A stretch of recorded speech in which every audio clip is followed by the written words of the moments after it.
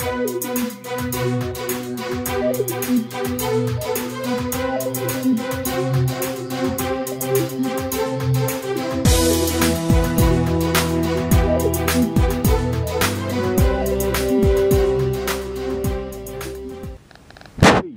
Crud Big Rig here again with a little bit of a prepping update. I live in a small community in the northeast part of the United States where, generally speaking, the worst thing that happens is a bad blizzard. You might be out of power for maybe 2 or 3 days. No big deal. Well, we're starting to get into that fall time frame where we start getting some pretty big rainstorms, and a transformer blew just up the street. There's live cables that are whipping around. The power actually went out on our end of the street. It's pretty dark around here. Obviously on the other side of the street there's power, so it's not widespread, but there's an issue that people don't really take into account, and that's the fact that long-term power that gets cut off can be a big issue. Good example is all your food will spoil if you don't have a proper generator. The simple things in life of just getting through your house can be a little bit complicated at night. Most likely you'll probably just go to bed as soon as the sun goes down. I'm not sure how long the power is going to stay off, but it's always good to be prepared. That's why I always have a flashlight with me. For example, I've got the very excellent Surefire E2D flashlight. It's pretty darn powerful. It's got a 200 lumen light and a small 5 lumen light. I personally like it for a self-defense tool too, because it has a nice bezeling to it. I'm actually going to be giving a gear review on that pretty soon.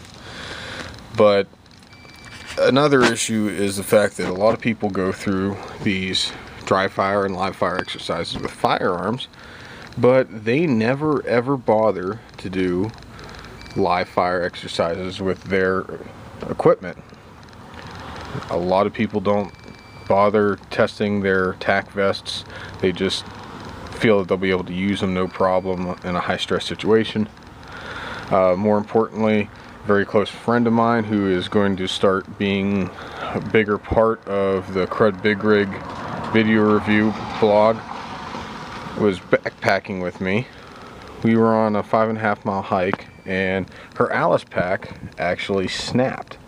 The straps supporting it actually broke off because the straps that they gave her were not designed to work alone with the Alice pack. It was used in conjunction with the US Web Gear, I think. I'm not particularly accustomed to the mil-spec Alice pack, but all it had for connections were snaps. About 3/4 of the way through our hike, the bag snapped. Luckily she could reattach everything, get it back up and running. But it's very, very important to test out your gear. I'm going to actually have a few backpacking blogs in here from about October till late November. I'm going to be backpacking pretty heavily. I'm actually going to be doing some backpack camping, so we're going full scale on this. I hope to have a video review up of the Malice pack through Tactical Tailor, which I think is an excellent backpack if you don't want to spend the money on an Eberly stock backpack, which I will be getting as well here pretty soon. And a few backpacking tips, plus many more firearms reviews as always.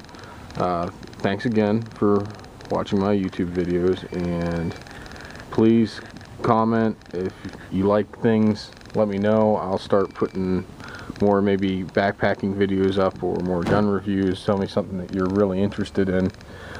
Thanks again for watching. Crud Big Rig out.